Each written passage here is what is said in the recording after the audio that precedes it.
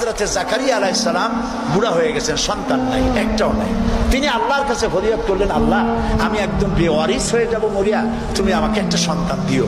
একদিন তিনি নামাজ পড়তেছিলেন, নামাজের মধ্যে হযরতে জিবরাইল আলাইহিস সালাম আসলেন। হযরতে জিবরাইল ওহী নাযিল করলেন। আল্লাহ তাআলা বলেন, হে জাকারিয়া, আমি তোমাকে সুসংবাদ দিতেছি, তোমাকে একটি পুত্র সন্তান দেওয়া হবে। পুত্র সন্তানটি জন্মগ্রহণ করার সঙ্গে সঙ্গে নাম রেখে দিও ইয়াহইয়া। ছেলে হবে, সন্তান হবে, সন্তান হবে ছেলে। আর নাম রেখে দিলেন কে? আল্লাহ নিজেই। হযরতে জাকারিয়া প্রশ্ন করলেন জিবরাইলকে, জিবরাইল, আল্লাহ তো বললেন যে আমারে আল্লাহ ছেলে দিবেন, কিন্তু এই ছেলেটা হবে কেমনে? আমি তো বুড়া, সোজা হয়ে খাড়াইতেও পারি না।